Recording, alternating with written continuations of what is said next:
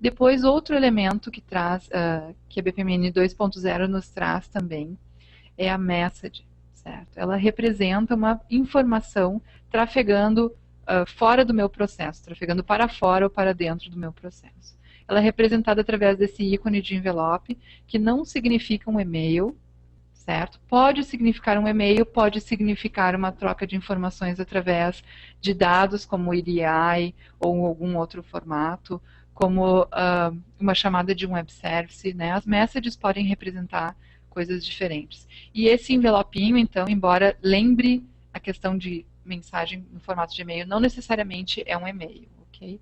Então, ela tem esse ícone de envelope e ela significa qual é o conjunto de dados que está trafegando entre um processo e outro, ou entre duas entidades. O terceiro seria o Data Object, o terceiro elemento de dados seria o Data Store, que ele representa uma fonte de dados externa. Então, se eu quero representar ali um sistema legado, onde o meu processo vai buscar dados, ou vai atualizar dados, vai fazer um input de dados, eu posso utilizar o Data Object para representar isso, ok?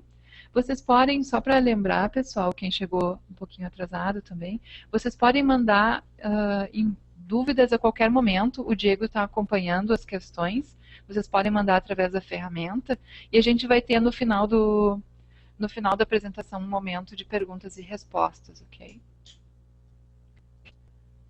Bom, também os eventos tem novidades na parte de eventos, né? No BPMN 2.0 ele traz o Parallel Multiple. Então no BPMN 1.2 nós tínhamos já esse elemento, que era o Start Event Multiple, esta trigger, né, multiple, que ela tinha a semântica de que aquele evento aguardava uma série de eventos diferentes. Poderia ser a chegada de uma mensagem, poderia ser um determinado prazo encerrado, poderia ser o recebimento de um sinal vindo de um outro processo, certo? E o primeiro desses que chegasse faria o disparo dessa trigger. O Parallel Multiple, ele é um elemento novo que é incorporado às triggers, que ele representa, na verdade, que o evento, esse trigger vai ser disparada quando todos os sinais esperados, todos os eventos esperados por ele sejam recebidos, independente da ordem, mas que todos eles cheguem para que então o meu processo siga adiante. Tá bom? Depois, uma outra contribuição bastante significativa do BPMN 2.0, eu acho que, na verdade, na minha opinião, é a mais significativa, são os Event Subprocess, que é um mecanismo de manipulação de eventos em paralelo à execução do meu processo principal ou de um subprocesso. Então, eu tenho, junto com o meu processo principal, e enquanto ele está executando, eu tenho esse outro subprocesso que está escutando paralelamente que algum evento aconteça. E aí, se esse evento acontecer, esse meu processo, esse meu subprocesso baseado em evento é disparado. Então, um processo principal pode possuir muitos eventos subprocesses, aguardando eventos diferentes, certo? E ele também possui alguns tipos específicos de eventos de início. Então, essas são as formas gráficas de se representar um evento subprocess. Ele pode ser representado numa versão fechada ou na versão expandida, né, collapsed or expanded, e em ambos os casos ela é representada por essa linha pontilhada. Como esse evento subprocess, ele pode ser executado a qualquer momento, né, enquanto eu tenho meu processo principal aqui sendo executado, a qualquer momento dele, se o evento que eu aguardo no meu event subprocess acontecer, ele vai executar paralelamente. É por isso que ele, apesar de ser um subprocess, ele não tem sequence flows, não tem conexões de entrada nem de saída dele, ele vai executar paralelamente. Bom, então, diferentemente de um subprocesso normal, que a gente já conhecia, o Event Subprocess ele precisa obrigatoriamente da definição de qual trigger vai disparar o evento, certo? E esses eventos de início de um Event Subprocess, eles podem ser de dois tipos. Eles podem ser interrupting, quando a ocorrência daquele evento vai interromper a execução do meu processo principal, ou non-interrupting, que é quando o meu processo principal vai continuar executando e, paralelamente a ele, o meu evento subprocess vai iniciar e vai ter a sua execução. Okay?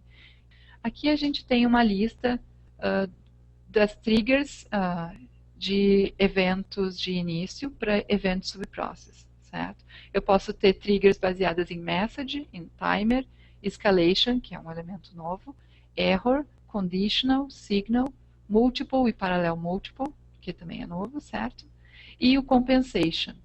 E quando eu tenho o elemento com a borda lisa, ele significa que aquele evento ele interromperá a execução do meu processo principal. E o non-interrupting, ele tem a bordinha tracejada, indicando que se o evento for executado, ele não vai interromper o nosso processo principal. Bom, também tem algumas modificações relacionadas aos Intermediate Events. Então, em BPMN 1.2, nós tínhamos lá classificados, né, os eventos intermediários, eles poderiam ser, aqui o meu mouse, poderiam ser throw, que é quando ele dispara aquela trigger, né, dispara uma mensagem, dispara um sinal. Poderia ser catch, no meio do meu processo, ou seja, ele fica aguardando o recebimento daquela trigger, e ele poderia ser anexado à borda do processo, certo? Então, eu poderia ter a borda do processo, digo, a borda de um subprocesso ou de uma atividade. Então, eu tinha uma atividade e eu tinha anexado à borda um evento indicando que durante a execução daquela atividade, se aquele evento acontecesse, o meu processo seguiria o fluxo desenhado a partir daquele evento, certo?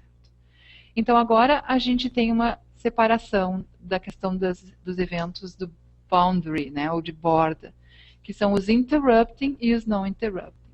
Os non-interrupting, eles também têm a linha tracejada, né, como os eventos de boundary interrupting, só que ele difere pelo comportamento. Qual é o comportamento? Então, o boundary interrupting, ele vai interromper a atividade que estava sendo executada e que tem aquele evento na borda. Aquela atividade deixa de existir, ela é cancelada, e o fluxo segue a partir daquele evento. Com o Boundary Non-Interrupting, essa atividade ela não é interrompida, ela continua sendo ativa, e o meu processo vai criar um fluxo paralelo que vai começar a partir daquele evento. Então aqui eu tenho claro, antes de mostrar um exemplinho para vocês, também lembrando, a gente tem junto também com o BPMN 2.0, duas triggers novas. Uma é a Escalation, que ela é criada especificamente para subprocesses e para Boundary Events, e o Parallel Multiple, né? O Escalation, ele é muito semelhante ao Error, com a diferença de que ele não tem uma conotação de erro. Ele tem o comportamento semelhante, se a gente for ler o que é esperado da execução, certo? Se acontecer um erro, eu saio por aqui. Então, o Escalation ele vai funcionar mais como uma exceção de negócio a ser tratada. Mas o comportamento ele é bem semelhante ao do Error. O Parallel Multiple, então, igual como eu comentei quando nós falávamos sobre... Desculpa. Quando nós falávamos sobre os eventos de início, o Parallel Multiple ele é uma variação do evento de Multiple, na qual ele vai aguardar que todos os eventos previstos naquele multiple cheguem para, então, o meu processo seguir adiante. Bom, então aqui eu tenho um exemplo de Boundary Intermediate Event. Esse é um processo como nós mapeávamos no BPMN 1.2, porque nós não tínhamos o non-interrupting, certo? Então, isso significava o quê? Que meu processo começava, vinha para essa atividade de avaliar requisição, e aí eu tinha um timer associado, poderia até colocar aqui, não coloquei, depois de 3 dias úteis, o meu fluxo, se não fosse nem aprovado e nem reprovada a minha requisição, o meu fluxo cancelaria essa atividade aqui, ela deixaria de existir, e o fluxo passaria então a vir para cá, eu poderia mandar um aviso de atraso e depois seguiria com o meu fluxo. Então, se eu queria ter no meu processo que a atividade de avaliar requisição continuasse disponível para a pessoa realizar aquela atividade e que ela não fosse finalizada por causa do timer, mas que mesmo depois do prazo, eu só mandaria um aviso para o chefe dela, por exemplo, esse é um caso típico, né? Mandaria um aviso para o chefe dela, teu funcionário está atrasado, né? Eu tinha que fazer isso, eu tinha que modelar o envio do envio de atraso e depois fazer o meu processo voltar para avaliar a requisição, porque senão eu perdia o controle de aprovação sobre a requisição, certo? Como no caso do non-interrupting, esse cenário, ele pode ser representado como está aqui na direita. Então, eu tenho a atividade de avaliar a requisição, eu tenho um timer agora non-interrupting na borda dessa atividade, que significa o quê? Que depois que atingir esse prazo, o meu fluxo vai manter essa atividade de avaliar requisição aberta e ele vai criar um fluxo adicional saindo por aqui que vai mandar o aviso de atraso, e aí este fluxo adicional, no caso desse modelo que eu estou mostrando para vocês, ele encerraria aqui. Como esse é um end event normal, ele não é um cancellation, certo? Não é um terminate, perdão. Então, essas atividades aqui, elas continuam ativas e o meu fluxo vai poder seguir normalmente. Okay? Então, esse seria o comportamento do non-interrupting.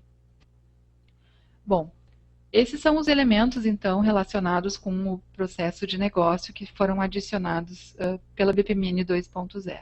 E depois eu comentei com vocês, né, nós temos alguns outros processos que foram adicionados na notação BPMN 2.0, que é o de colaboração. Um deles é o colaboração e conversação.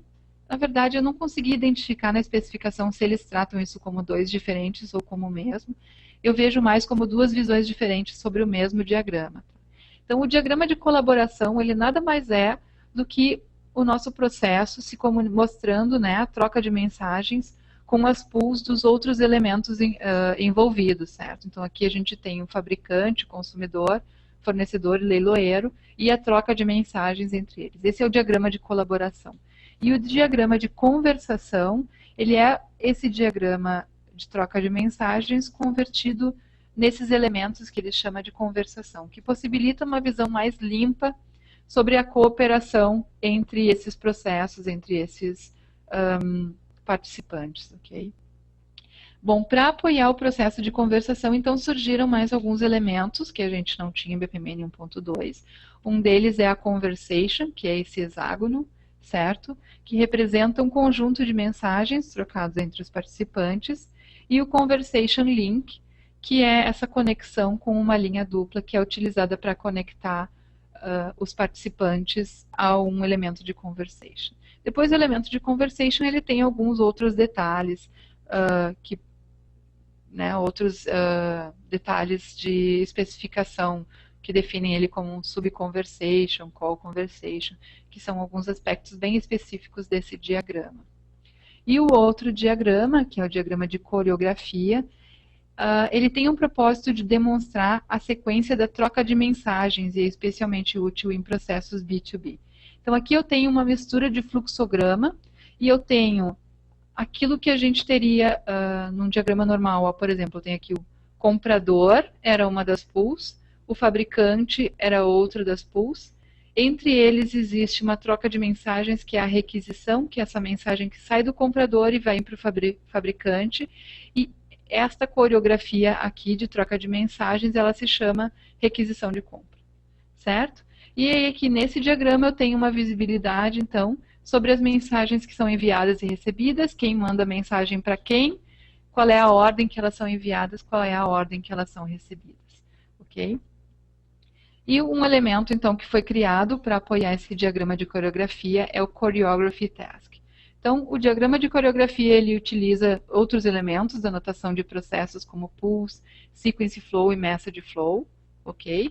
E aí, este comportamento que a gente vê à esquerda, que poderia ser um comportamento de um processo normal de orquestração, né? A gente tem aqui a troca de mensagens de início e de retorno, nessa troca de mensagens entre os participantes A e B.